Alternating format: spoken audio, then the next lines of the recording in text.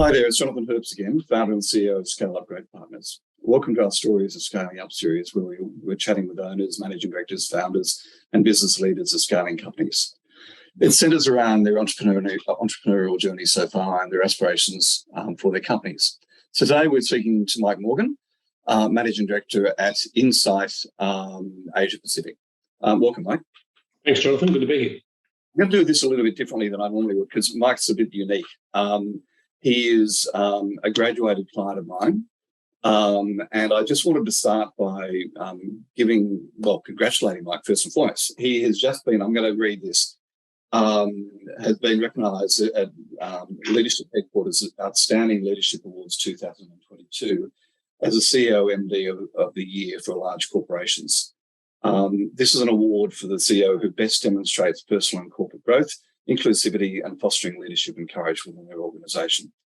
Congratulations, Mike. I'm so excited for you. Thanks. I'm really humbled to receive it. I think it's a reflection of having a great leadership team across my business, which I'm very grateful for every day.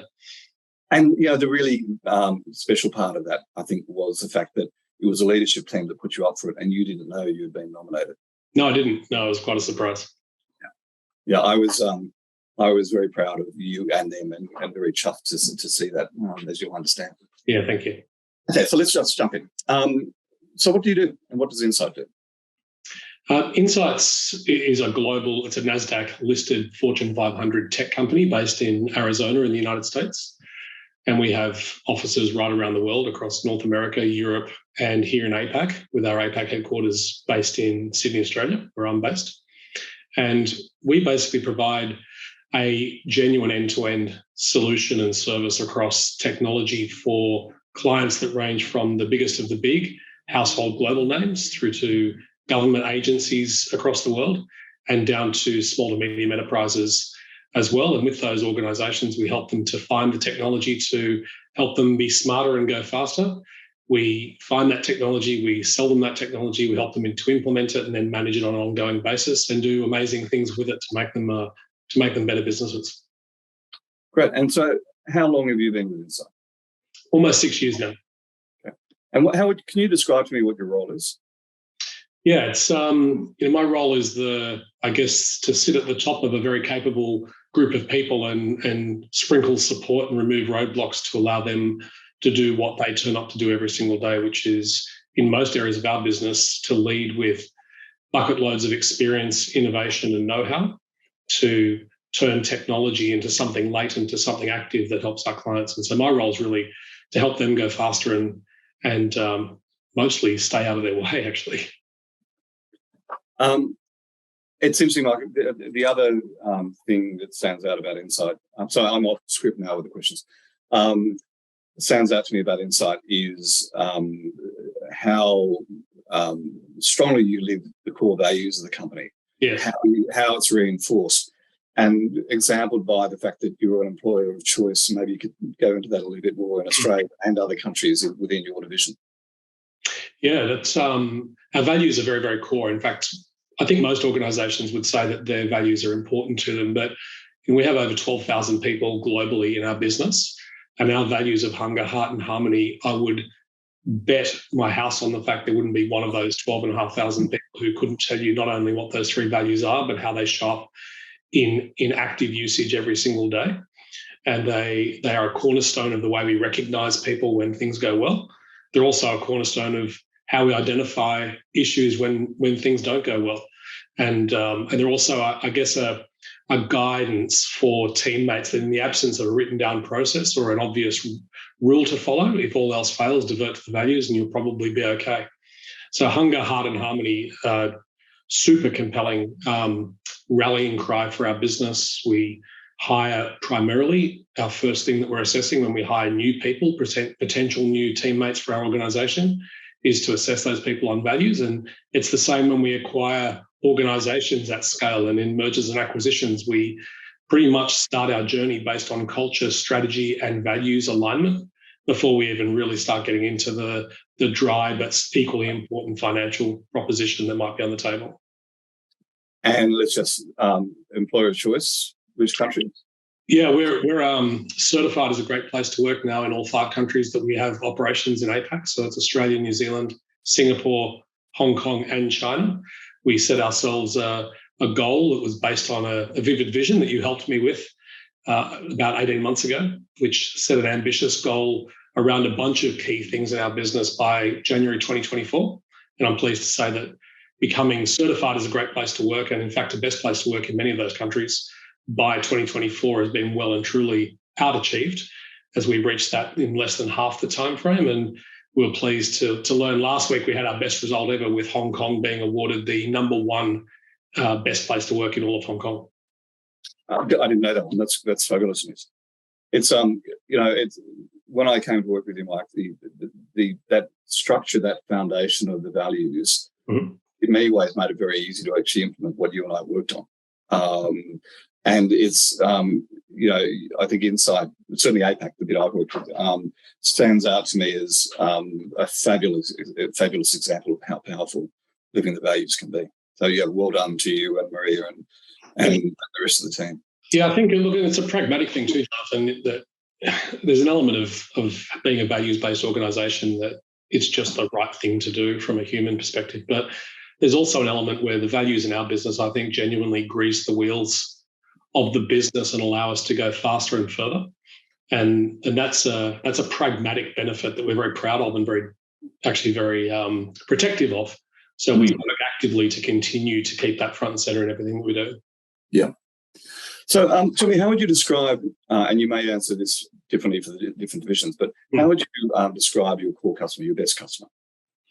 Yeah, it is slightly different by division, but I guess our core customer is typically the sort of organisation that either doesn't want to stand still or from a survival perspective can't afford to stand still, which actually is most organisations today. I think I've been in IT for almost 40 years now, and in that time frame, the role of technology has gone from something off to the side in business to being really the business for many of our organisations around the world today. So when technology is that front and center and it's gone from being something that can help to something that is core to the competitive go-to-market of organizations, then it really does become a much more strategic investment for organizations. So our clients, our best customers are the ones who want to do more and go faster with technology, and we can help to provide that advantage. Great. Now, I know we've talked about this a lot, but all companies have gone through, we've been through the pandemic. You had a particularly complex set of issues to deal with, given countries, etc. What did you implement during the pandemic that you've kept as business as usual going forward? Well, our hybrid work styles we've absolutely maintained, and we were priding ourselves prior to the pandemic as having a fairly flexible workplace. So, if we want to appeal to a really diverse group of teammates that reflect the communities in which we work, and in order to do that, you need to have strategies that attract everything from returning parents to people caring for loved ones to people of different backgrounds, nationalities, races, the whole gamut. And in order to attract those people, you need to have a really decent flexibility approach. But the pandemic really put that on steroids as we were all forced into our homes. And we learned a lot through that process around, for some of us who are lucky enough to live in places like the major cities of Australia, a lot of our teammates live in reasonably large houses and they have the facilities to be able to have a separate workspace. But some of our teammates in other parts of the region don't have that luxury, and they're living with multiple generations of family in very small accommodations. So working from home's not the same experience for them, and it's not the empowering productivity enhancer that the Western world seems to believe that it is. So the flexibility is not only allowing people to work when they want, where they want, but it's also supporting those who can't to make sure that we've got contemporary spaces that where it's the opposite, we can accommodate that as well, and making sure we have the right experience for the right teammates in the right locations at all times. And that's been a big one for us. I think, we work in technology, so we've told clients for years that technology can help them to be more productive and to work anywhere. So we would push solutions like that through to our clients and encourage them to use to use them, but we've seen the world embrace the benefits of those technologies now in their full extent, particularly with things like collaboration technologies like Microsoft Teams, for example, allows people to have meetings like we're having now, where we don't need to be in the same location. Video capability's been around for many, many years, but prior to the pandemic, very few people would turn their videos on in a remote meeting. They were still pretty much phone calls. So we're now seeing almost every meeting is like this. It's talking heads, and it's fast, and it's productive and inclusive.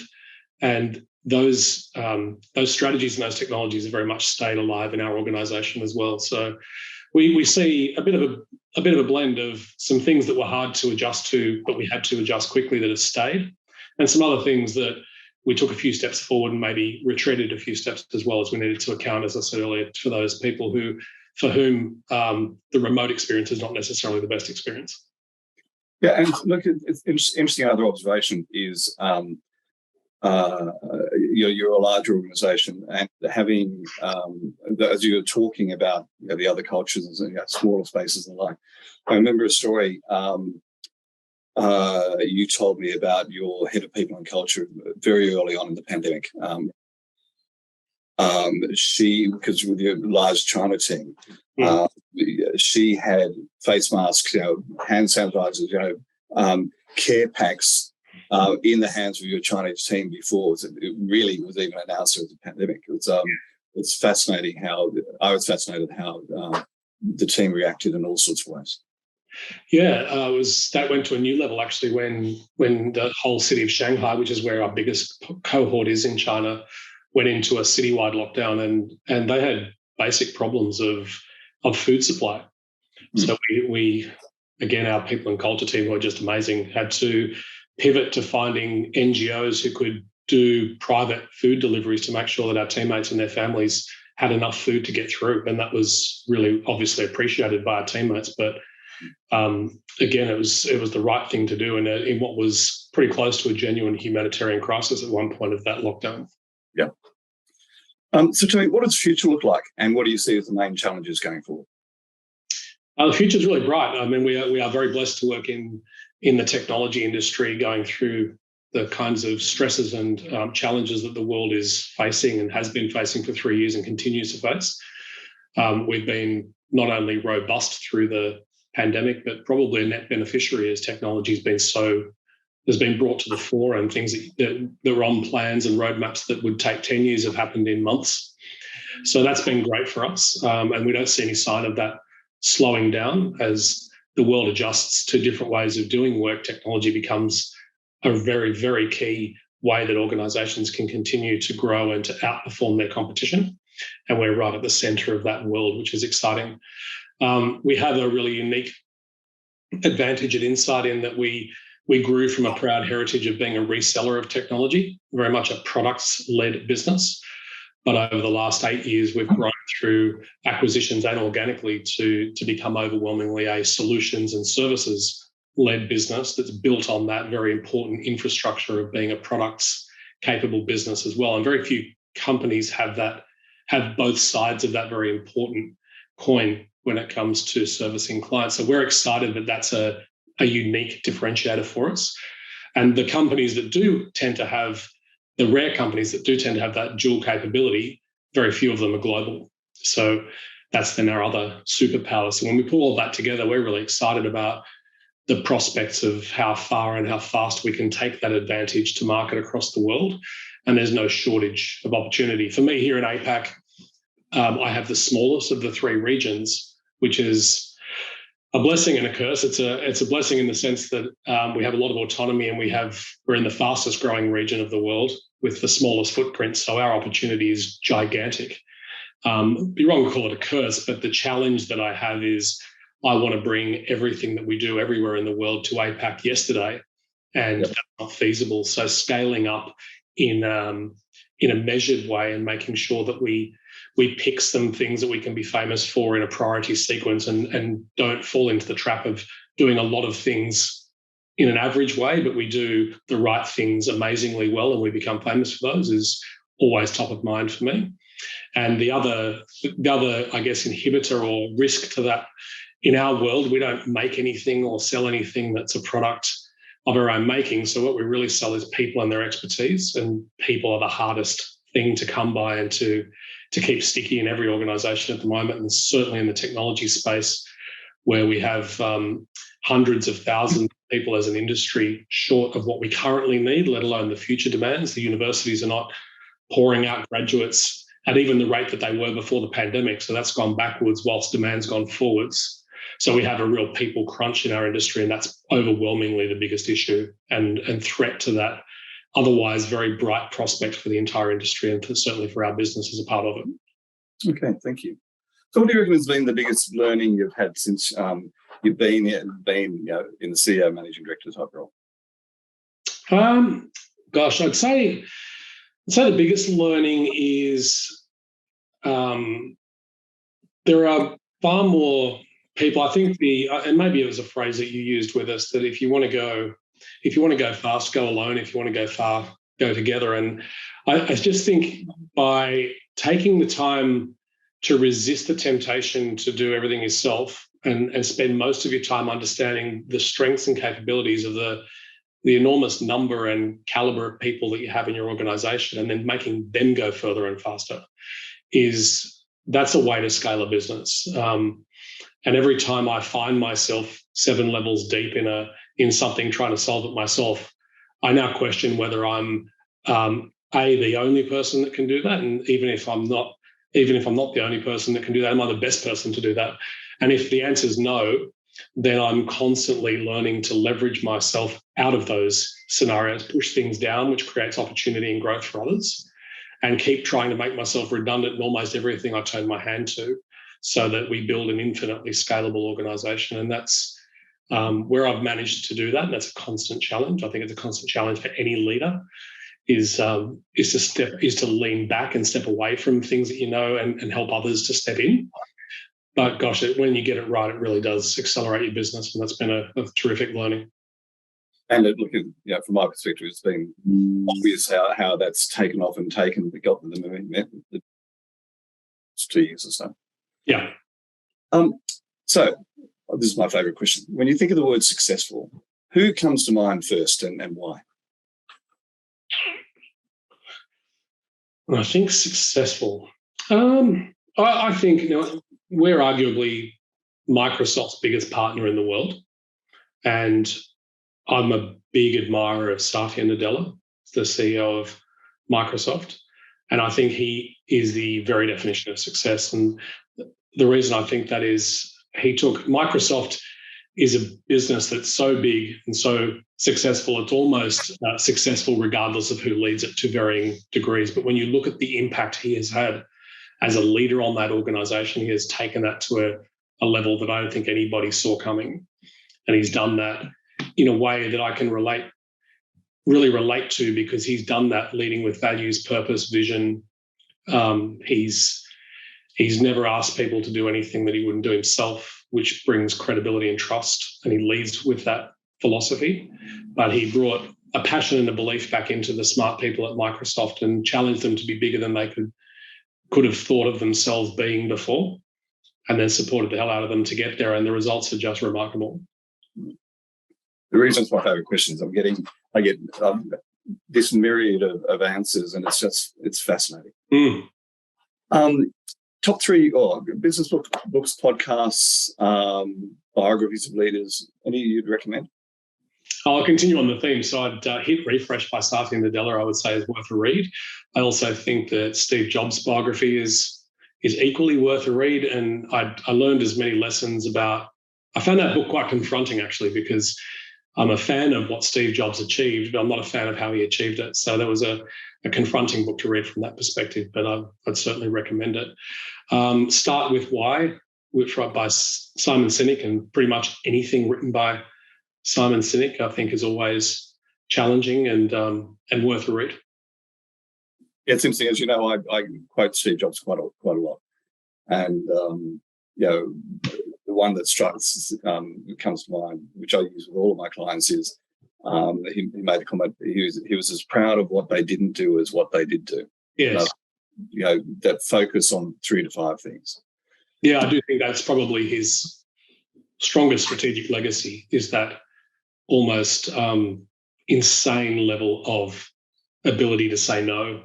Yeah. And that's something that challenges us every day of the week. So, and it takes a very special person to have that level of conviction, even when an entire industry and market is telling you that you're nuts for creating something that you're saying yes to, and advising you to go and do a whole 100 other things, and to have the conviction to say, I know better is really quite remarkable. He was a very smart man. And, he and Nadella at Microsoft, the other thing they've both got in common is they've both built a university to increase the learning and the knowledge of their global teams. Very true.